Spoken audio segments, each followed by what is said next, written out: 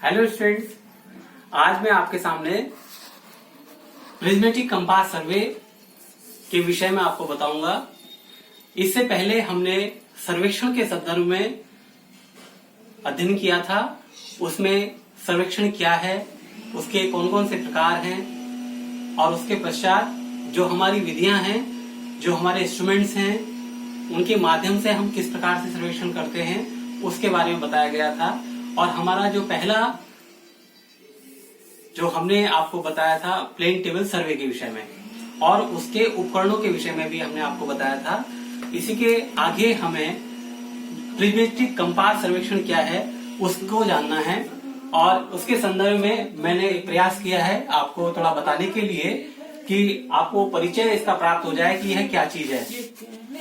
धरातल पर किन्हीं दो बिंदुओं को मिलाने वाली सरल रेखा के चुंबकीय दिशाकोण या दिक्मान तथा लंबाई को मापनी के अनुसार अंकित करके प्लान में उन बिंदुओं की एक दूसरे के संदर्भ में स्थितियां निश्चित करना प्रिज्म कंपास सर्वेक्षण का मूल आधार है। मैं आपको थोड़ा समझाना चाहूंगा कि धरातल पर यह आपका धरातल है, किन्हीं दो बिंदुओं को मिलाने वाली सरल रेखा, मान लिया ये ए और बी दो बिंदु हैं, उनको मिलाने वाली सरल रेखा के चुंबकीय दिशाकोण या दिक्मान, अर्थात इस स्थान से यहाँ पर जो इसका दिशाकोण या दिक्मान है और उसका इस स्थान से मापनी के अनुसार जो दूरी है उसको जब हम प्लान में अंकित करते हैं, उन बिंदुओं की एक दूसरे के संदर्भ में स्थितियां निश्चित करते हैं, उसको हम प्रिज्मेटिक कंपास सर्वेक्षण के माध्यम से करते हैं। और प्रिज्म कंपास जो होता है एक ऐसा इंस्ट्रूमेंट होता है जिसमें 360 डिग्री जो वृत्त 360 डिग्री का ग्रेजुएटेड रिंग होता है कंपास बॉक्स के अंदर, और हम किसी स्टेशन पर सेंटरिंग, लेवलिंग और डायरेक्शन लेकर के उसका दिशाकोण, उसका दिक्मान ज्ञात करते हैं तथा स्थिति का निर्धारण करते हैं, जिसकी विभिन्न विधियां हैं।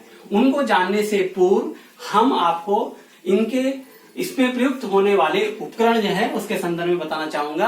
प्रिज्मेटिक कंपास सर्वेक्षण करने के लिए, प्रारंभ करने के लिए, उसकी विधियों को प्रयोग करने के लिए हमें उपकरणों की क्या आवश्यकता होती है। सबसे पहले हमें प्रिज्म कंपास तथा त्रिपाद स्टैंड की आवश्यकता होती है। हमारे पास प्रिज्मेटिक कंपास बॉक्स होता है, इंस्ट्रूमेंट होता है, उसको हम ट्राइपॉड स्टैंड में स्थापित करते हैं। सेंटरिंग, लेवलिंग और डायरेक्शन लेने के पश्चात हम अपने कार्य को आगे बढ़ाते हैं। और हम जब एक स्टेशन से दूसरे स्टेशन पर अपने ऑब्जेक्ट की दूरी को नापते हैं तो हमें फीते की आवश्यकता होती है। जरीब हमारा सिलेबस में परिचालन में नहीं है और उसको इंगित मार्क करने के लिए हम एरो का प्रयोग करते हैं। साहुल एवं कांटा की आवश्यकता होती है सेंटरिंग करने के लिए।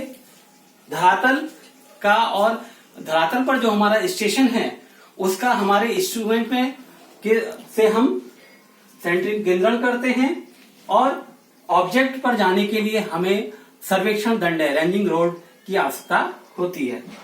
और इस कार्य के पूर्ण होने पर जो हम प्लॉटिंग पर के लिए जब अपने वर्क को, अपने सर्वे कार्य को हम जब प्लॉट करते हैं, उसके लिए हमें कागज तथा ड्राइंग उपकरणों की आवश्यकता होती है।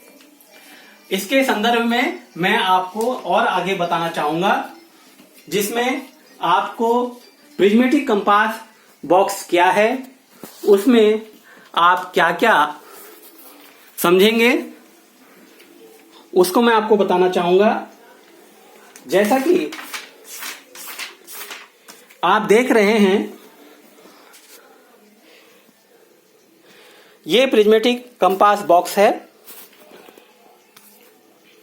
इसमें आप देख रहे हैं